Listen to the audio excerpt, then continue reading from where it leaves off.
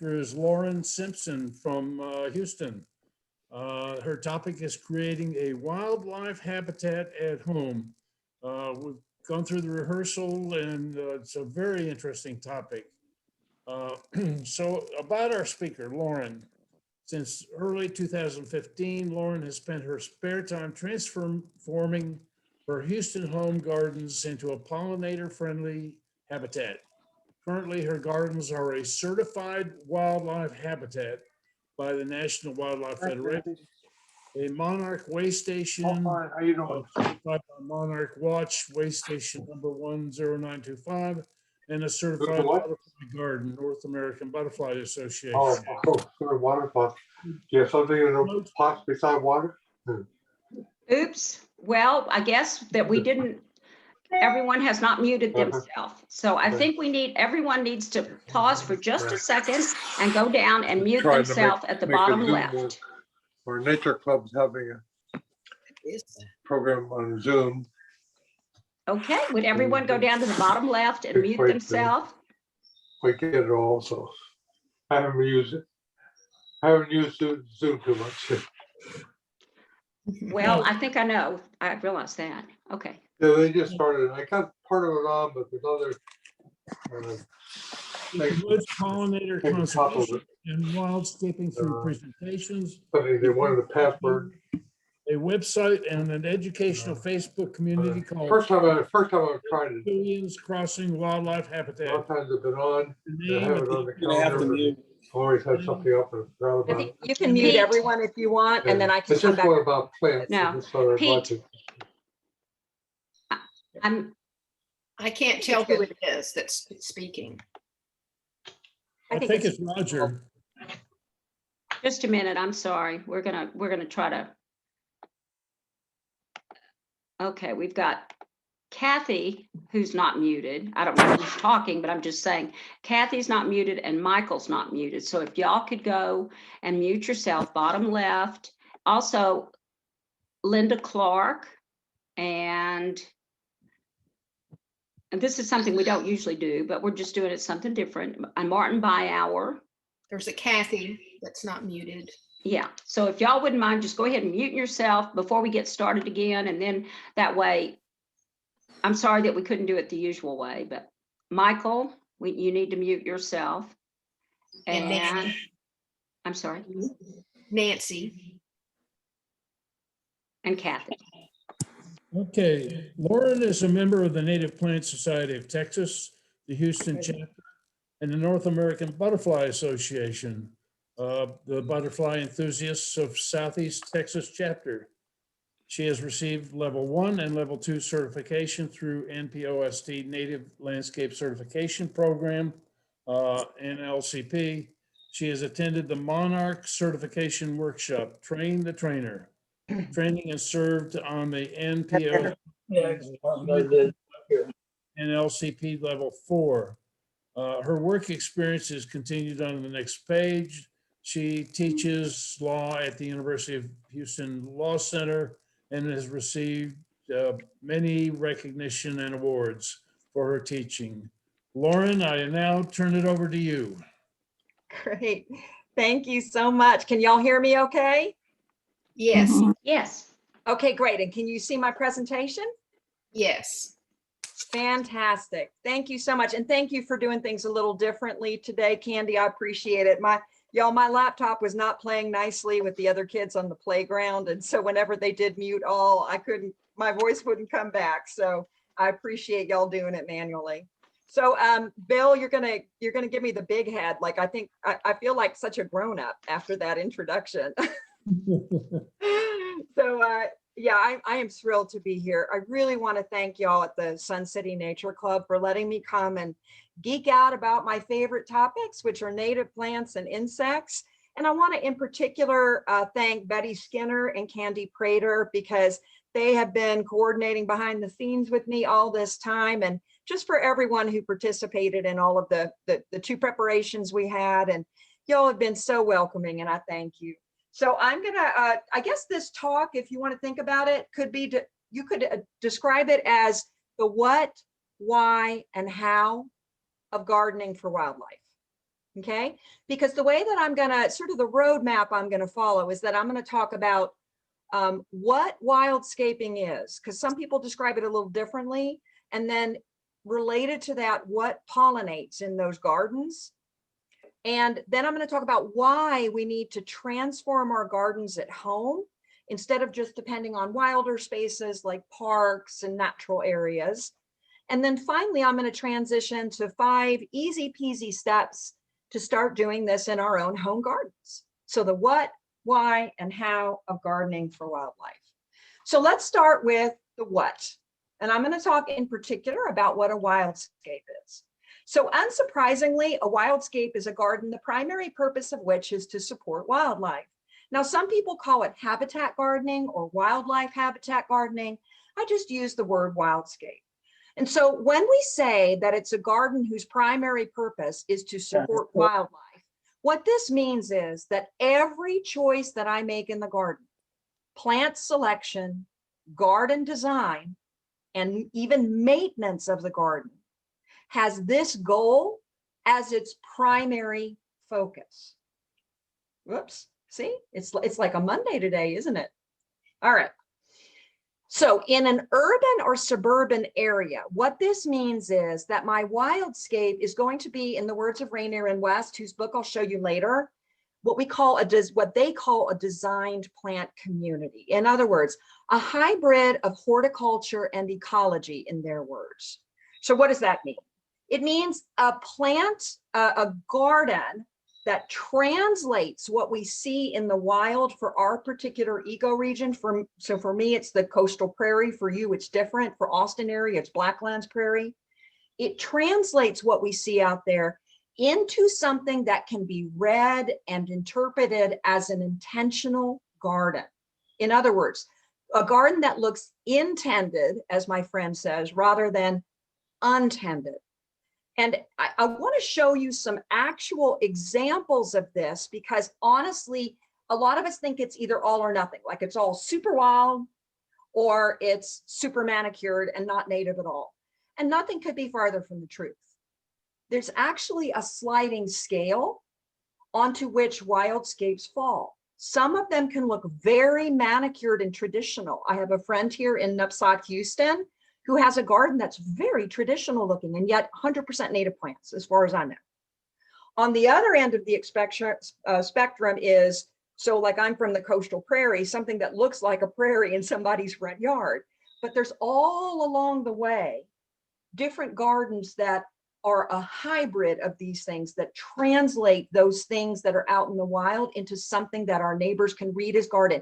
And when neighbors can read these things as a garden and as intended, then they embrace and accept them.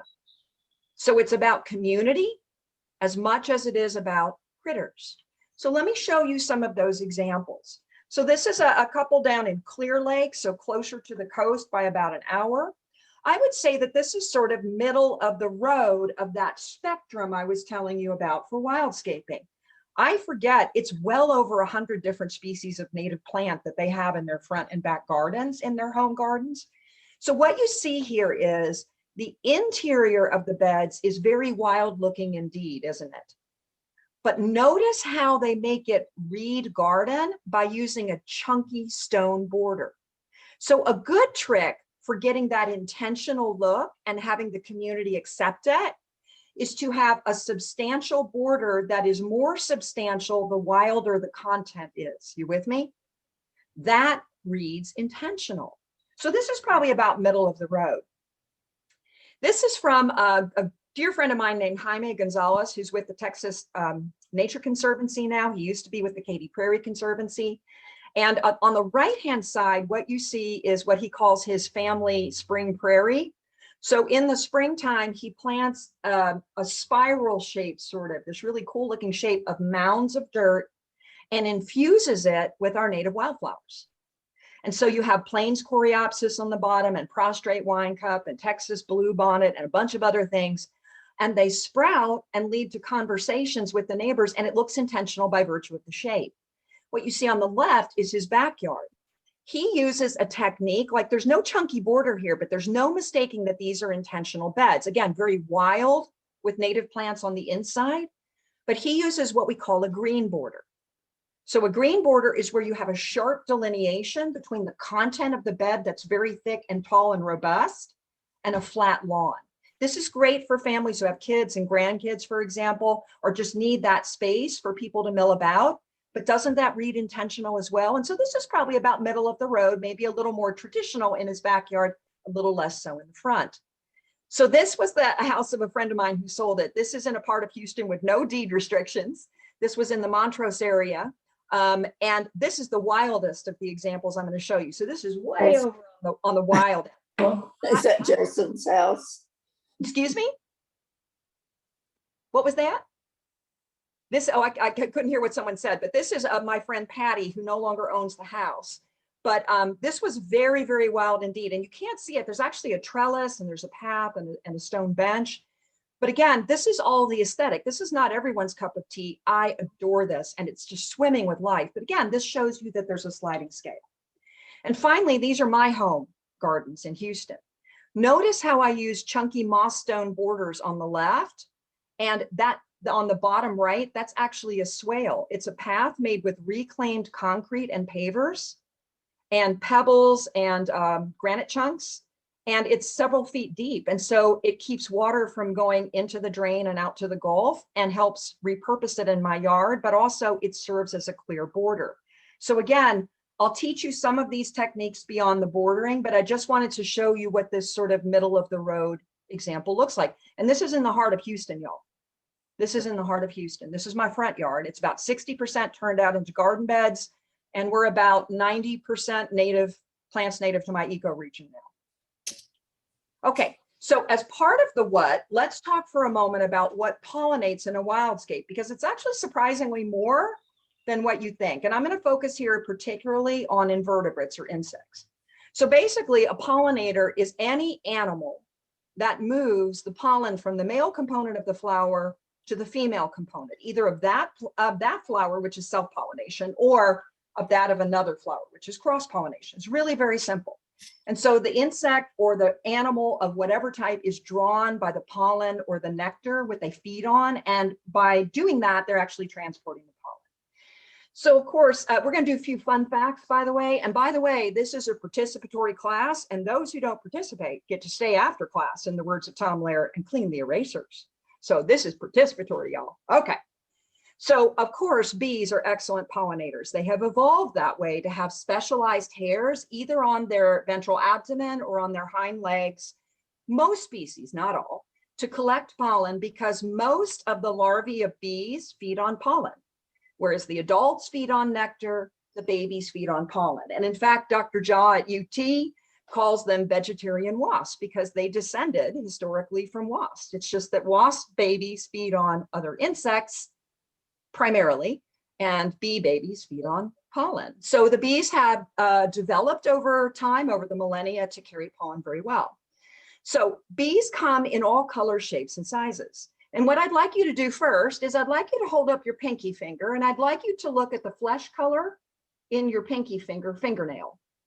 So that size of the flesh color in your pinky fingernail is the size of this central flower.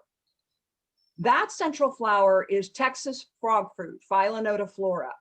It may be native to your area of Texas. It's over quite a large area of Texas, I think, but it for sure is to my area. I'm happy to answer questions about these plants later, but that is my favorite native ground cover. If it's native in your area, highly recommend it. The flower head is actually a crown of little nectar-reward flowers, and that's a bee on it. That bee is the size of that flower head. So that's only a few millimeters small, and that is not the smallest bee in North America. The smallest one is only a couple of millimeters. Now, hold up your thumb. Look from your knuckle to your thumb tip. So that's about the size of some of the biggest bees in North America, including bees like this. This one's a little smaller, and this one on the left, which are carpenter bees and our bumblebees.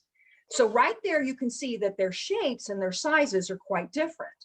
The other thing that highly surprised me is that of our 4,000 or so native bee species in North America, some of them are green, some of them are blue, some have red in them, brown, orange, white, black, yellow, all kinds of gorgeous colors. All bees feed with a tongue, longer or shorter. So remember that fun fact about the tongue, and we'll come back to it later. There's a method to my madness. And by the way, you don't see a honeybee here. Until we get the faucet. By the way, you don't see a honeybee here because a honeybee is not native to North America. It was brought over as a domesticated animal for honey. It's just gotten out. So those are our bees. Of course, we know that butterflies are also pollinators. They are actually not as good a pollinator as a bee because they feed with an appendage called a proboscis. People think of it as a straw. It does have a central channel, but it primarily absorbs by osmosis. For larger butterflies, it's quite long indeed, but even for the smaller ones, it is too. And so the larger the butterfly and the longer the leg, it's really only the bottoms of the leg and the proboscis that end up touching the flower head and actually transferring pollen, unless it's a very tiny butterfly indeed. I record the number of species in our little gardens. So our little gardens in Houston, in the middle of Houston, last year we recorded our 51st butterfly species in our little gardens. If you build it, they will come. Moths are also in the same order as butterflies. It's the order Lepidoptera. And fun fact about the Lepidoptera creatures, Lepidoptera means scale wing, like pterodactyl, ptera is wing. And so anything that looks like hair on a butterfly or a moth is not actually hair, but a specialized scale, which is super cool. Moths also feed with a proboscis, but they tend to be a little fuzzier and maybe a little smaller in a lot of cases than our butterflies. They are quite good pollinators, not as good as bees, and many are nocturnal, but many of them that you see here are diurnal or they feed during the daytime. And now here's where I actually learned as I started doing this in the last 6 years. So flies can actually be pretty darn good pollinators. Unlike bees that feed with a tongue, they have a little spongy, shallow mouth part that comes out on a stalk. And so they can't, unless their whole body can get in, they can't use flowers that are deep, slender tubes if they're too big to get inside. So keep that in mind. They're actually not bad pollinators, even though they tend not to be fuzzy because they tend to be low to the ground. And so as they put that little mouth part in, they move around and they transfer that pollen. The other cool thing about some flies is that some of them, they go through a full metamorphosis. So they have egg, larva, pupal phase, and adult. Some of them, like this little guy on the left that looks like a wasp, doesn't it? This little guy on the right, which looks kind of like a bee. And this little guy up here that again looks like a little damselfly or a wasp. Those are of a family called hoverflies, Syrphidae. And not all species, but many of the species in hoverfly family have predaceous larvae. That means that although the adults are pollinators feeding on nectar and pollen, their larvae consume your aphids, whiteflies, mealybugs, scale. Some of these, depending on the species, can consume 200 to 400 aphids, a single one, before they pupate. They are one of the key reasons in my garden that I have not used pesticides in 6 years almost. I don't need to. So flies are pretty darn good pollinators. And then there are wasps. I am one with wasps. I love wasps. So as I said before, wasps are the sort of the originators of bees. They're the ancestors of bees. One of the other reasons that I haven't had to use pesticides in my garden is that wasp larvae, with very few exceptions, feed on small insects. So the female will paralyze the insect prey with her sting and then stock the larder in the nest for the babies. Other wasps actually put their egg inside the little host critter. And when the egg hatches, it eats it from the inside out. So nature is brutal. But because of these predatory and parasitoid wasps, again, they keep my garden pretty free. And they're also, the adults are, when they eat that nectar or pollen, they're pollinators. Now, they're not as fuzzy as bees, but nonetheless, they have a tongue, they get in there and they feed. And then what I like to call the 4 Bs: beetles, bugs, bats, and hummingbirds. Any animal that while it's feeding on that nectar or pollen for sustenance, transfers that pollen. Does that make sense? Look at these cute little beetles, huh? And bugs, seriously. All right.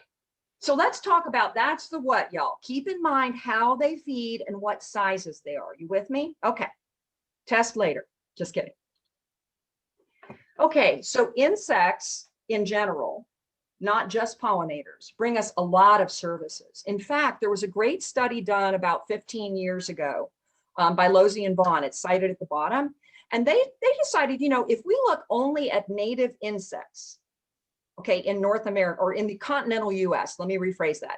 In the continental US, looking only at native insects, not honeybees, for example, which aren't native, how can we, like, what kind of services, what kind of eco services do they provide us? And how can we value those? And they came up with a way of valuing their services, which we'll walk through in a minute, saying it was at least $60 billion a year. And that was 15 years ago. And they also said that that was a low estimate.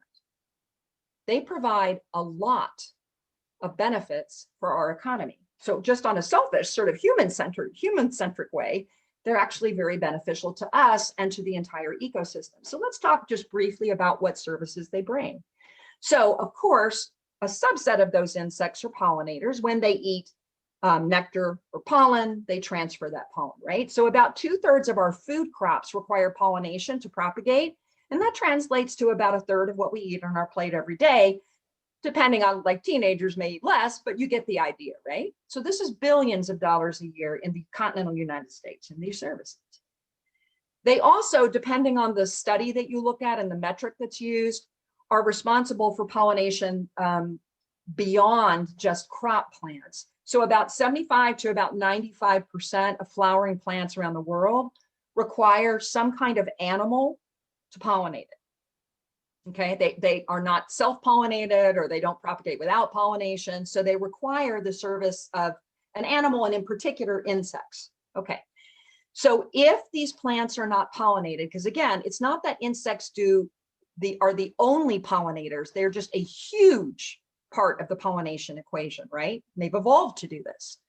So if we don't have those plants propagating because they're not pollinated by a sufficient number of insects, for example, then we lose an overall number of plants, or at least we're in danger of that. And of course, plants help prevent erosion through their roots, right?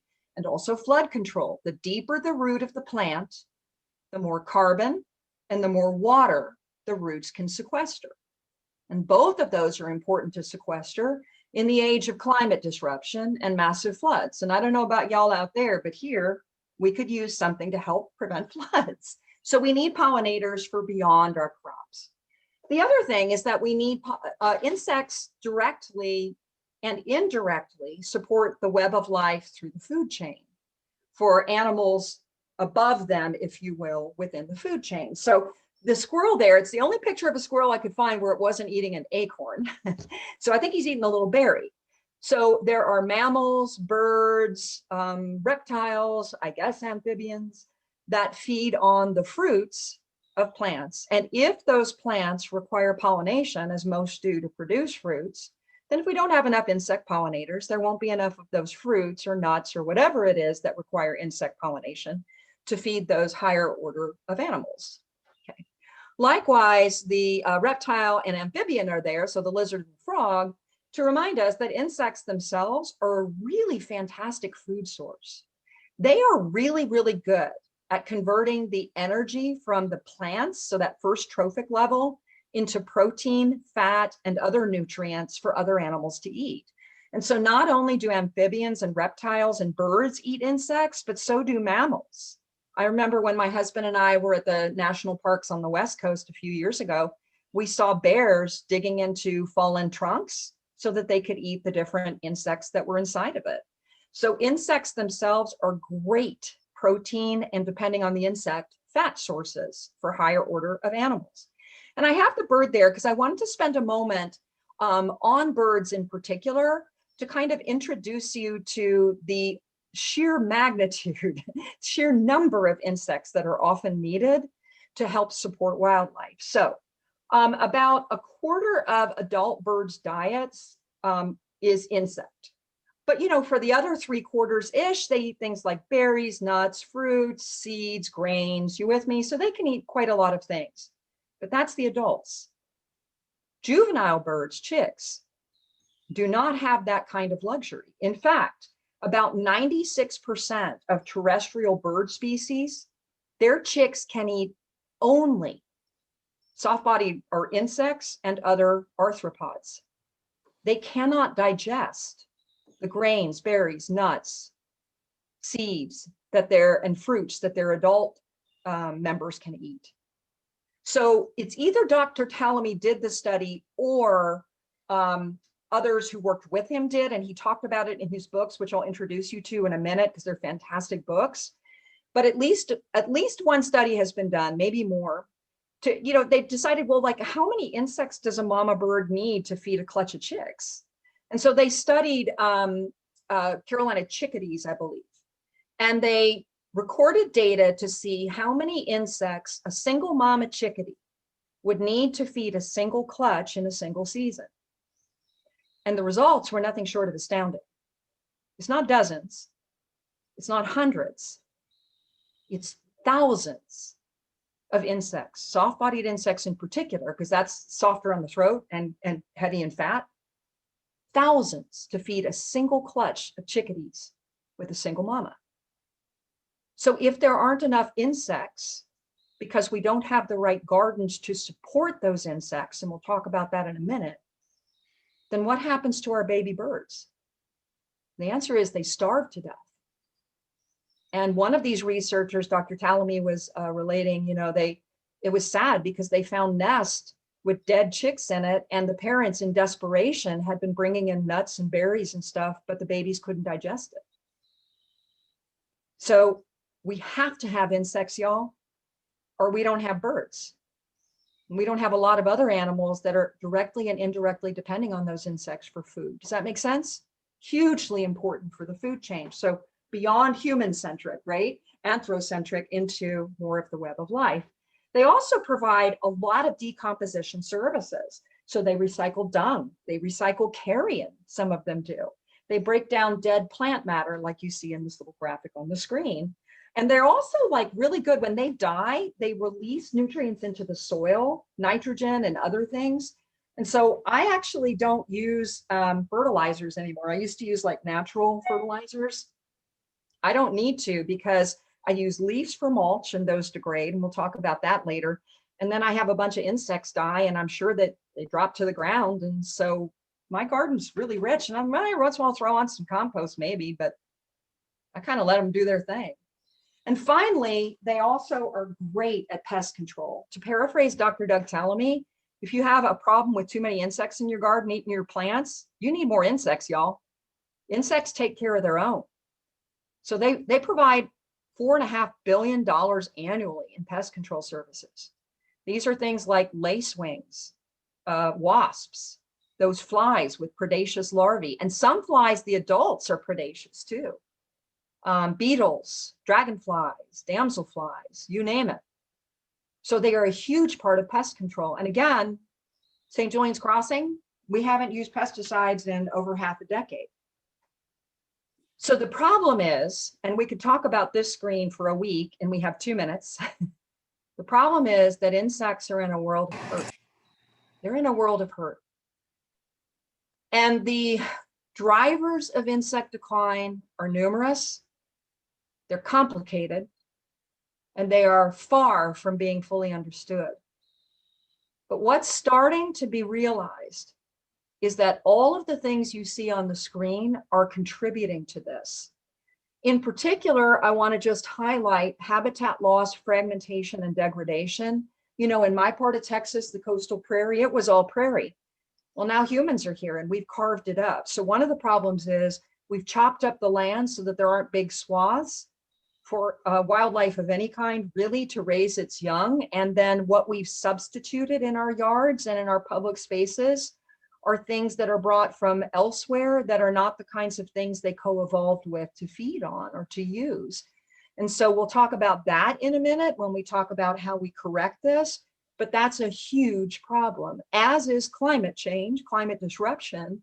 So, as things heat up, maybe those insects that have evolved to feed on the pollen, their babies feed on the pollen of only one species of flower or those in only a particular genus. Well, what if those flowers are now blooming earlier than the bees hatch. You know, that's a problem. So there's a lot of drivers. And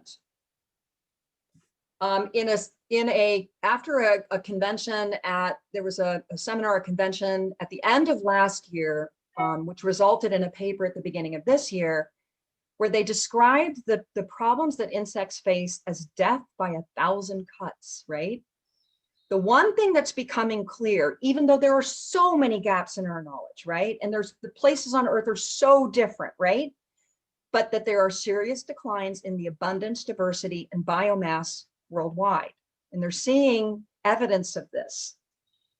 So I'm going to give you just one statistic, and this is from June of 2019. It's not even the most recent, y'all, okay? There have been studies since then that are kind of, you know, paralleling this, but Manga Bay News, which reports a lot on the tropics, did this fantastic series. I think it was a 4-part series called The Great Insect Dying.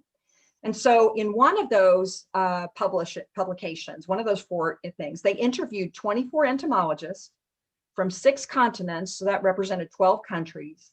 And they asked each one of them on a scale of 0 to 10, how would you rate the insect abundance crisis? 0 means no problem at all, and 10 means the most dire that you can think of. None of those 24 rated it below an 8. Some rated it a 10. And so what you're seeing now is that entomologists and other wildlife scientists, while they are still researching, are coming out and saying, we have got to act now. We cannot wait until we have all the data in, because that could take decades. And when researchers and scientists put aside their white coat while they're still researching and ask us to do something, we should listen to it. So they're asking us to take action at the international, national, province, state, city, and individual levels, y'all. So I don't know about you, but after that Debbie Downer moment, like I give this talk all the time and I'm still just left horrified after that. There's no way to sugarcoat it. So are you ready for the rejoice and be glad moment? Mm-hmm. Yes, yes, yes. I know, right? Here's the rejoice and be glad moment. Right here, right now, right in our own gardens. Look like Jason's. Mm-hmm. We form a critical link in the chain that will save insects and thus the ecosystem. Right here, right now, right at home. Now, a chain is only as strong as its weakest link. It's composed of multiple links, and each of them is essential or the chain fails. And that's why, I'm not going to lie, we can't be content to work only on our own home gardens, because there's international, national, state, and local governments and organizations and so on. We need to be involved at all those levels. It's just that it's hard to be directly involved when we're talking about international treaties, right? But however we personally think, and vive la différence, we can make a difference at those higher levels. We have to do that. But let's flip that coin, y'all. There is nothing more empowering than hearing that we at home are one of those critical links in the chain, and the chain can't function without us. Now, I don't know about you, but that and a cup of coffee, that gets me going in the morning. That's pretty darn cool, because I can do something about my garden, even if I can't do something about whatever international treaty directly. You with me?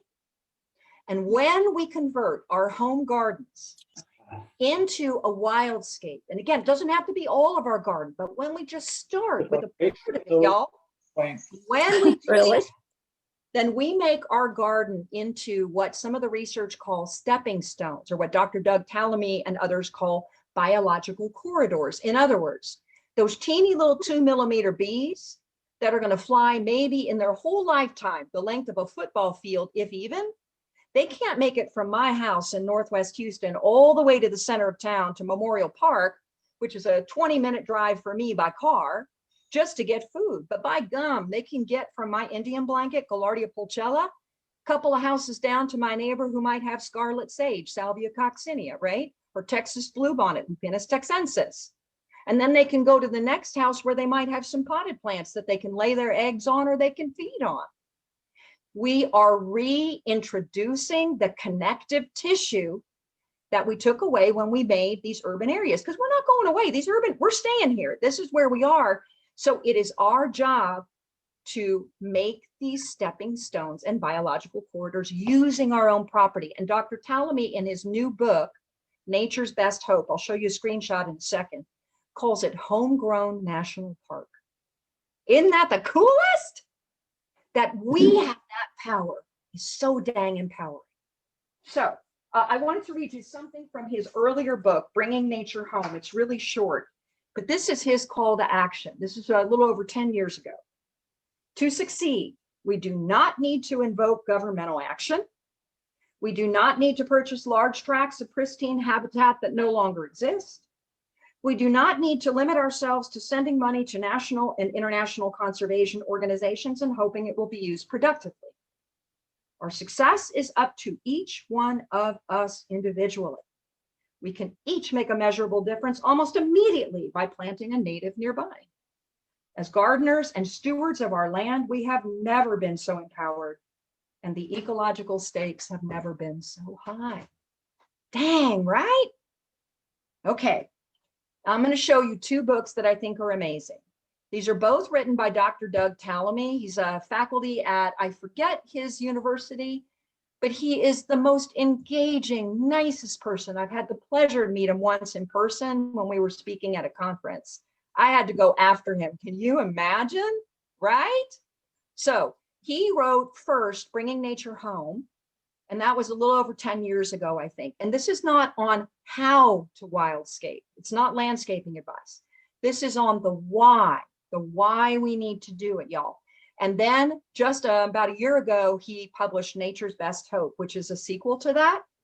You could read them independently. I recommend both, but if you had to purchase only one, I would pick Nature's Best Hope because it's more updated. So the thing about Dr. Tallamy is you can Google and find him on YouTube and all kinds of stuff. I highly recommend it. I always joke and say he's an entomologist who doesn't speak and write like an entomologist. Super duper engaging, easy to read. You can read it in a day, that kind of thing, right? Or a couple of days. He's great. Okay, so now we've talked about the what and the why, and let's chat for a little bit about the how, and we're going to wrap up with these 5 tips, y'all. And by the way, in the email invitation that Betty or Candy sent out to y'all for this presentation with the Zoom link, there was also a link to your website where they had a PDF document of something that I gave them. And so that's a handout. I think Candy and Betty, that was just the one handout, not the flyer from St. Julian's, right? Okay. So this is a handout that I created just for this talk. It has a bibliography of books that I highly recommend. And it has a list of resources for whatever the 5 tips are here. So I organized the topics by tip. Tip 1, 2, 3, 4, 5, and then have a bunch of hyperlinks that you can click on. And it'll take you right there. Okay. Super duper easy peasy. You don't need it now, but it's a great resource for getting started. Okay, so I'm going to recommend some books right here that I think are super helpful. So on the left-hand side, if I'm a beginning gardener in this kind of gardening, I'm going to choose that one. So The Living Landscape is co-authored by Dr. Doug Tallamy again, and Rick Dark, who does landscaping, but with native plants. And so it takes the why and it shows you how to make it look pretty and look intended, right? Planting in a post-wild world, I'd say, is sort of intermediate gardening level. You can get it at any level. It's a little more intermediate. It's great. It's got great tips for how to landscape in a way that looks really intentional. I will say that the authors, Rainier and West, do not limit themselves only to native plants. They use things that work in the area, even if they haven't evolved there, but they do recognize the superiority for wildlife support of native plants. And frankly, you can use every single darn one of their tips, which are great for landscaping with totally native plants. And finally, this is like the above my pay grade book. This one I'm going through bit by bit. Like this is above my level of gardening, but it's fantastic. This book by Larry Weiner and Thomas Christopher called Garden Revolution is amazing. super detailed, how to pick a site, how to catalog what's on a site, what to keep, what not to keep. So this is all the how of landscaping. I have used it like surgical strikes for particular content. Okay, so tip number one, I always say, if I could give only one tip, it would be support the home team. And by support the home team, y'all, I mean plant plants that are native to your ecoregion. Can't emphasize that enough. And so let's talk a little bit about why. And first, I think that requires a conversation about what a native plant is. So actually, surprisingly a little bit, when I first came to this, I didn't realize there was sort of a debate about what a native plant is. And different people sort of, give it different definitions. Some people say it has to be within a 50-mile radius and has to have been there for millennia. Others say, well, it just has to be here before Europeans came over. Others say it has to do this, that, or the other. I like Dr. Tallamy's understanding from Bringing Nature Home. I think this is a really good way to think of a native plant. So he talks about native plants as those plants having historical evolutionary relationships. Whoops, there goes my desk, hold on. I tell you, it's like a Monday, y'all. Having historical evolutionary relationships with a particular wildlife and plant community.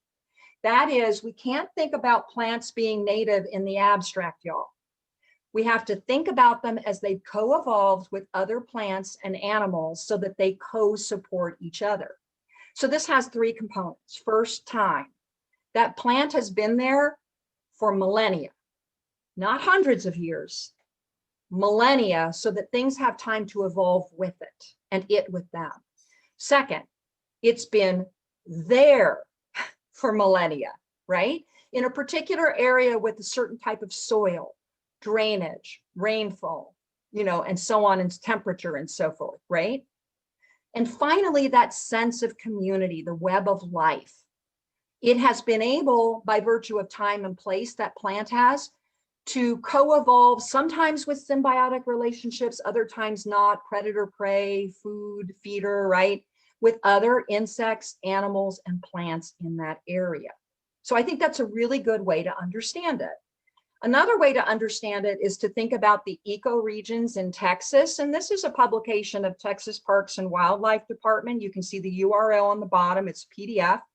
And you can just Google it and find it. And so my ecoregion is Gulf Coast prairies and marshes. It's that sort of dark gray on the coast, including, Corpus all the way up to Galveston and beyond. And yours looks like it's the cross timbers, right? So as much as possible, we want to find plants that have evolved with other things in our ecoregion. And I would even say the more local we get, the better. And so here's kind of the idea here. Something that has evolved in El Paso is going to have evolved in conditions that are very different from those in the Brownsville area, right? Or from those in the Panhandle, or from those in East Texas with our piney woods there. And so first off, they might not do as well because they're used to different conditions. Maybe the stuff here can use them and feed on it. There's a chance they can, but maybe not as many things as the things that co-evolved with them, right? So I'm going to tell you a really good trick for when you go to a nursery to find a plant to see if it's native. So what I do is I'll choose those sort of specialty nurseries that I know carry some native plants, but of course, most retail places carry a bunch of things that are not native, right? So what I do is if they have a table that says Texas natives, look how big Texas is and look how many ecoregions, right? So what I do is I take the Latin name of the plant, the Latin binomial, if they have it.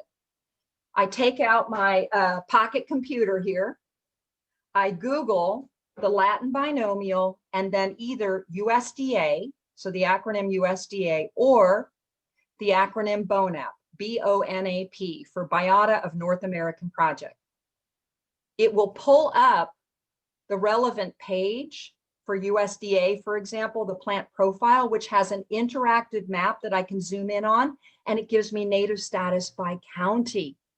By county, y'all, that's even closer. And BONAP does that by the Latin genus, and it has maps for every species you can imagine. So that way I can confirm if it's really, really locally native. Does that make sense? So I never go to any nursery without my phone. So why do I want them to be native? So first off, they tend to feed more critters. Again, if I'm a critter and I have co-evolved with a plant, then probably I'm a plant eating critter, then I'm going to have evolved to process the chemicals, including some toxins within that leaf, more likely than with plants from Asia, Europe, Africa, South America, Central America, or even a different part of the United States, right? So the important thing to remember here is that about 90% of our plant-eating insects at some point in their life are specialists, either for leaf or pollen. So what does that mean? To be a specialist means that they can feed on those species only within a specific family or genus, or maybe only one species. So a good example is the monarch butterfly. The adults are generalists. They can feed on nectar from anything, pretty much. But the caterpillars feed only on milkweed. That's genus Asclepias. So the larval phase of a monarch butterfly is a specialist. It's a specialist on the leaf and sometimes flowers of the Asclepias genus. Okay, it's not that our insects here can never digest the chemicals within the leaf or pollen of plants from far away, but they can't do it as frequently and as robustly. And the latest studies, and you see some of them on the bottom of the screen, indicate that, and this is what one of them says, the 2018 one, thus ecosystems dominated by non-native plants are characterized by reduced insect diversity, abundance, and biomass. Because even if some critters can use some part of the leaf or the nectar or the pollen, not as many could as those that are native from the area. So do you have to memorize all these special connections? Nope. Just plant native and you'll get more bang for the buck. Likewise, they tend to be hardier in our climate. If something has evolved here in my area of the state, it's used to being nuked in the summer and drowned in the spring. So if I bring in something from a very distant area, maybe West Texas or, Europe, maybe I'm watering it more than I need to. Maybe it's not quite adapted to the extremes of temperature we have. It might be, but it's just that they tend to be hardier. If they're already here, y'all, they already like it here. And this translates to a savings in water, a savings in time. By the way, I don't own a sprinkler. I spot water for those plants. I choose drought tolerant natives. I spot water those things that need it a couple times a week in the worst of the drought. I literally never water my Indian blanket, Gaillardia pulchella. I don't need to. You with me? So it can save you money and time because you're not replacing them. The other thing is that, remember I said the deeper the root, the more water and carbon they can sequester. So at least in a lot of the areas of the state of Texas, I'm not quite sure for your region, a lot of our natives are in a prairie of some kind, blackland, coastal, whatever. And so prairie plants in particular, not all, but very many of them have deep roots indeed. Now, this is not necessarily from one of our Texas prairies, but what you see here is the delineation. That's the top of the soil. And so what's above it are grasses and forbs. Forbs are flowering plants, and what's below it is root. So some prairie plants have roots that are deeper than a human adult is tall. They are deeper than 14 feet, y'all. Think about all the water and carbon that sequesters. And even things that aren't that deep, I have some native grasses and forbs where the roots are like that. They have tap roots. That's sequestering a lot of water. St. Augustine grass lawns in a regular rainstorm, according to the Katy Prairie Conservancy, I heard him say once, can sequester maybe ½ inch of water in a rainstorm that's a normal level. A full-blown prairie can sequester inches in an hour. So I don't have a literal prairie in my yard, but by gum, I have something that's going to absorb better than St. Augustine grass. And it's also okay. It's also okay. What? Native plants get out. if your native plants get out because they were already here. So even if they're aggressive, like Gaillardia pulchella, Indian blanket, like Texas, Augustine. like some of the mist flowers, even if they get out, they were already here and things have evolved to eat them and keep them in balance, check and balance. That is not true of certain non-natives that nothing here has evolved to eat and that are also aggressive. That's what we call invasive. So this is a Chinese tallow tree. It was brought here over a century ago for economic reasons, but it was also used in landscaping. In the South, we call it popcorn trees sometimes.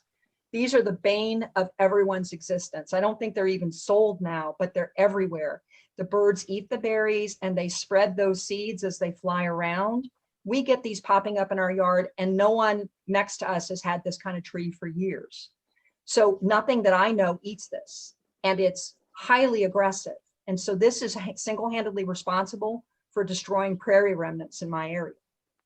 Again, if something is aggressive and nothing here can eat it, it can outcompete the things that are eaten by things in our area. Does that make sense? And so I'm going to give you a list from various organizations of things that may be in your garden, because I had some in my garden that at least one organization has said are invasive. You ready?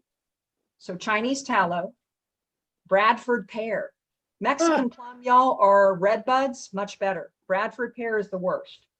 Nandina, or tree of heaven, with those gorgeous yellow, orange berries in the fall. Those berries actually have cyanide in them and they kill birds. So even if you have them, it is invasive, but even if you can't get rid of it, please cut those berries off.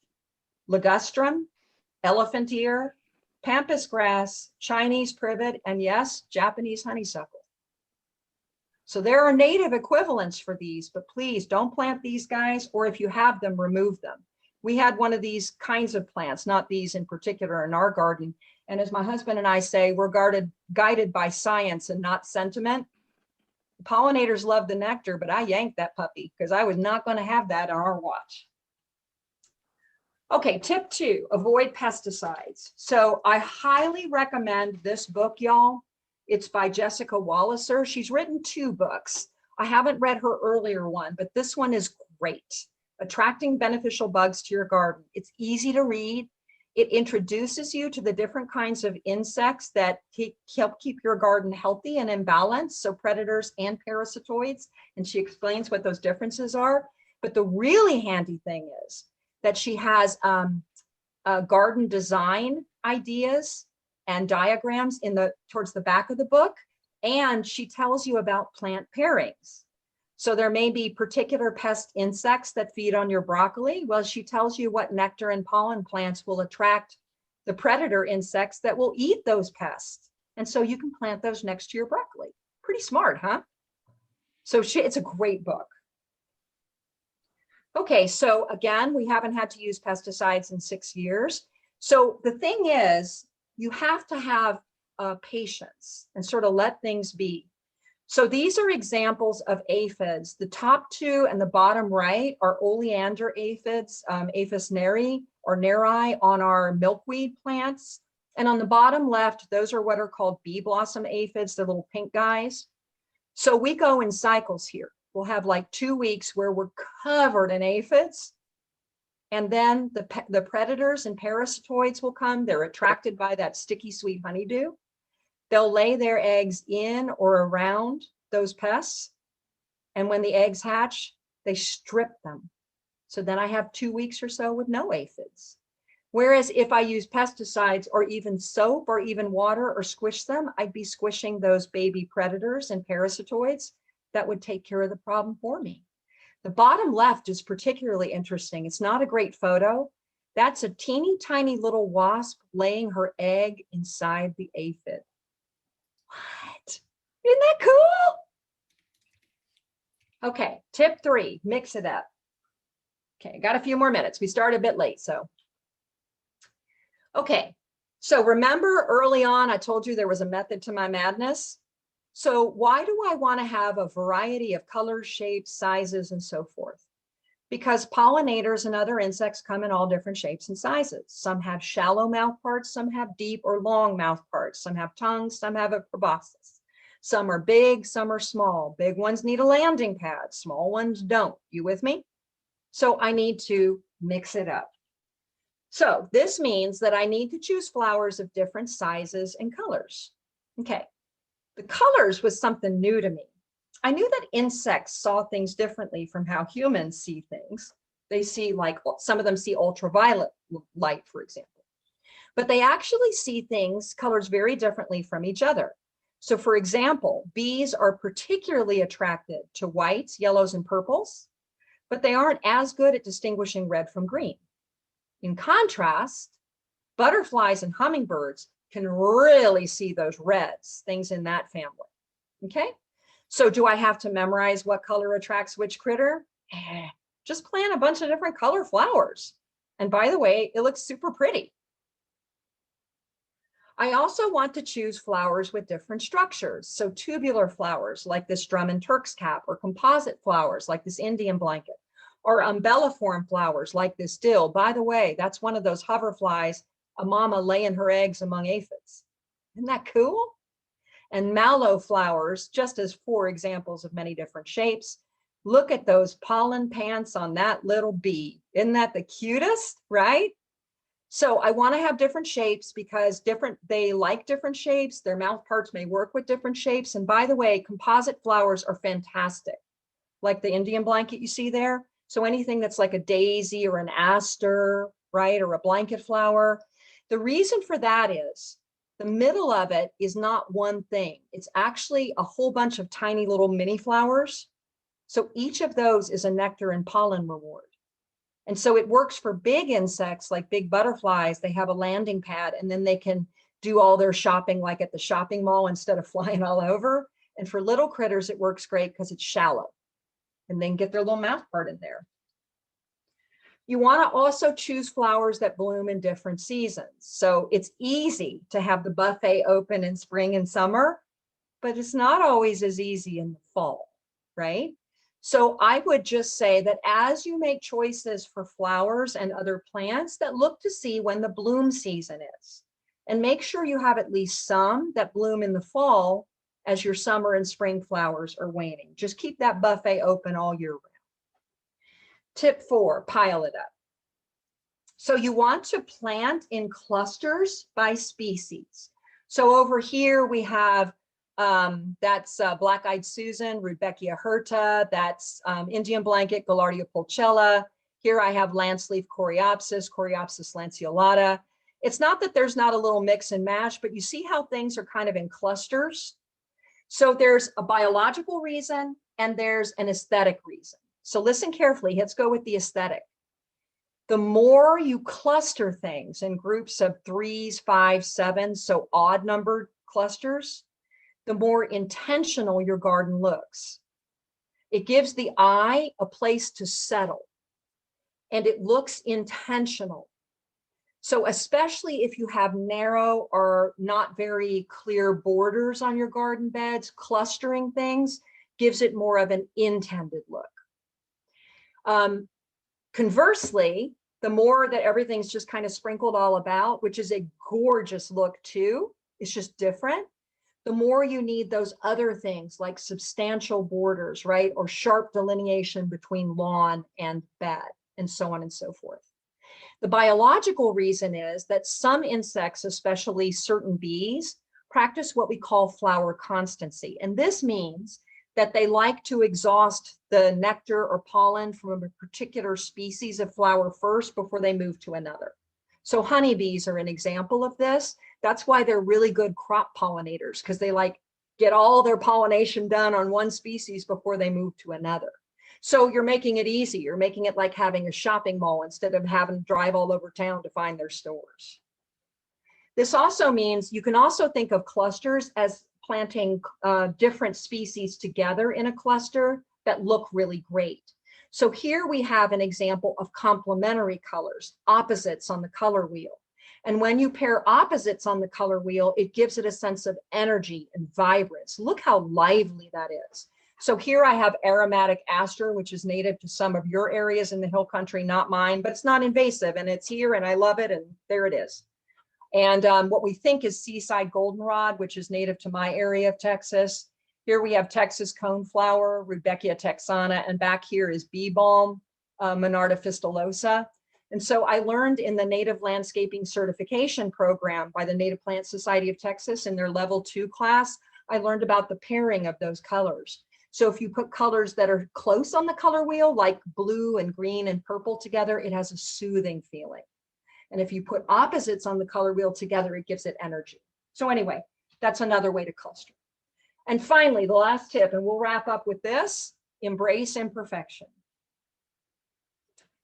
So the first thing I can recommend to you is, remember, every decision that we make, even for maintenance, has to have the wildlife as the first focus. You with me? So what's the first thing we all want to do after a deep freeze like we had in February? Golly, we want to cut out those dead stems, don't we? Oh gosh, they just make us nuts. They make me nuts. I'm a little bit obsessive, right? So it makes me nuts, but I cordially invite you not to do that. Because actually, about 30% of our native bee species nest above ground, and they don't nest in hives. They're what we call solitary nesting bees.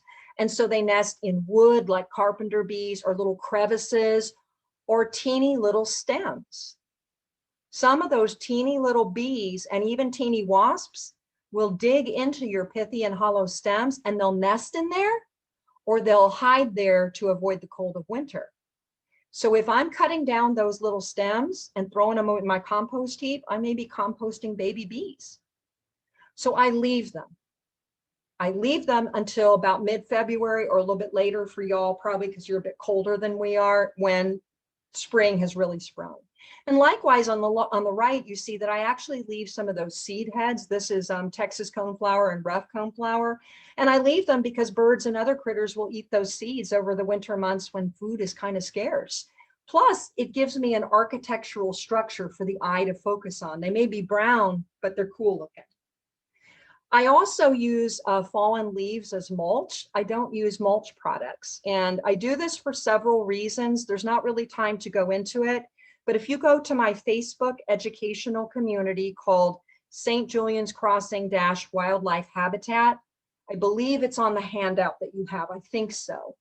But if you go onto Facebook and look and search on there for leaves and mulch, you'll see that I did a post that talked about, 3 things to think about as you do this. But basically, this about 70% of our native bees and many of our native wasps nest in tunnels in the ground.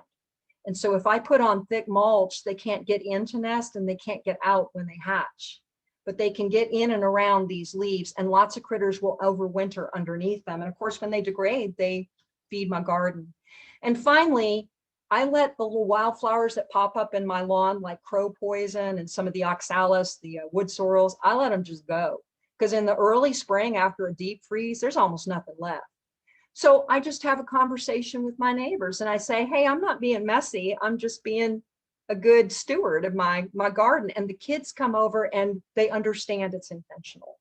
So ladies and gentlemen, I went a couple minutes over, but that is it. And I thank you for letting me talk to you about all these things. Lauren, this is just fantastic. We have really enjoyed this so much. We do have some questions, so we're going to talk about our questions. And the first one was, tell us how you got into all of this. Candy, that's a whole story. Thank you for asking. So I had 2 brown thumbs, y'all. My mom loved wildflowers and used to draw them, but I didn't know a darn thing.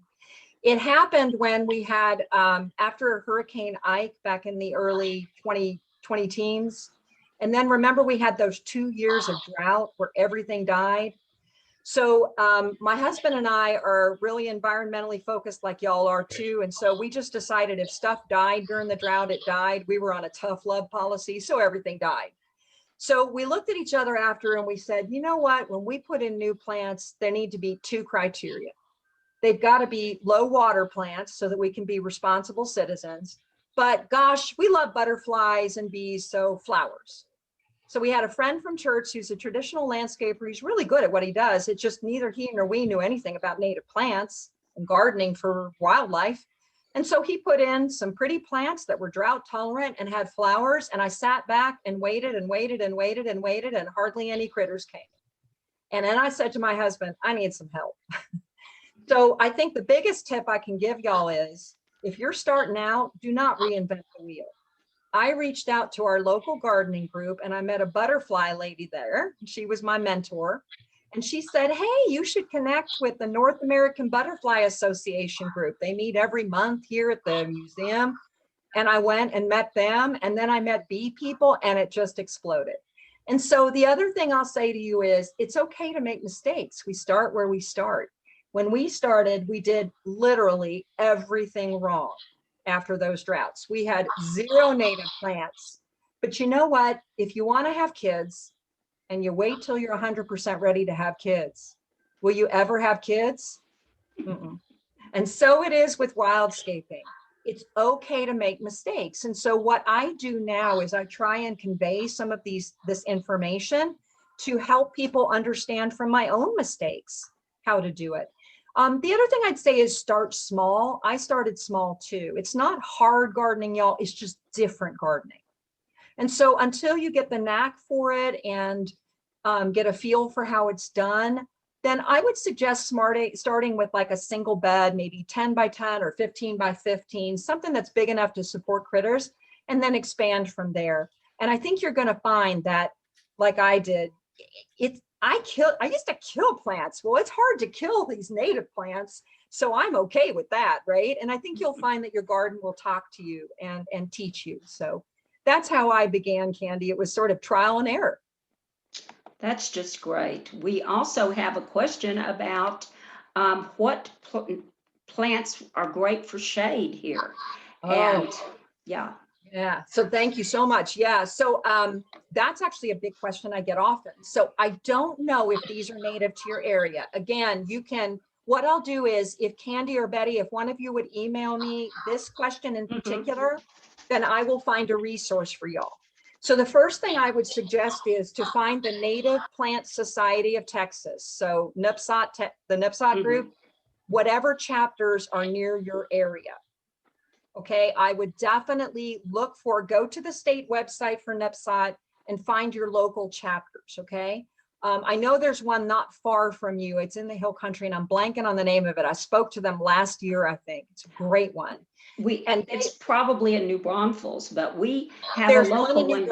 Yeah, we have a local one right here. It's NPSOT Williamson County, and everyone, if you would like to, you can just Google that. It'll come up, and that's actually local. And one of our members has been a past president of it.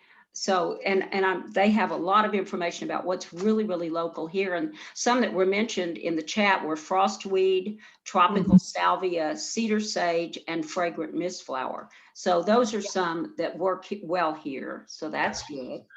That's fantastic. So Candy, those are the best resources. I know that NPSOT Houston has this great PDF document of all the plants that are native, but to my area, it's very different from your area.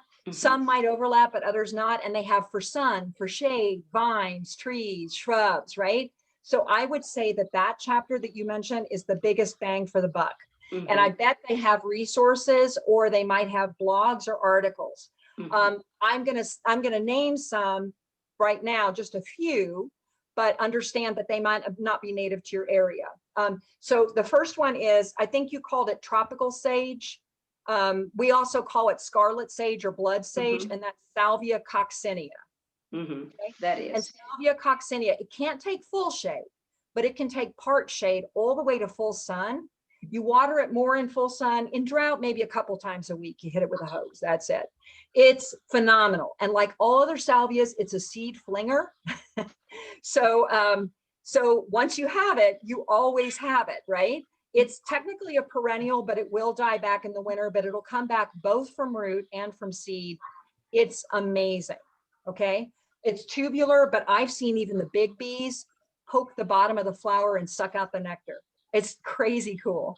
Another good one for shade, and I don't know if it's native to your area. If it's not, do not plant it because it's aggressive, is the Texas frog fruit Phyla nodiflora. It's a ground cover. It's actually in the verbena family. It's the one I showed you where I had you hold up your pinky finger. Mhm. Okay, so it's a ground cover that's native to my area. If it's native to your area, some people call it turkey tangle fruit. I've not heard of it. That doesn't mean really Doesn't mean it's, necessarily yeah. anything. But there's It- also something that we have, I just thought about it. We have a book that's called Native and Adaptive Plants.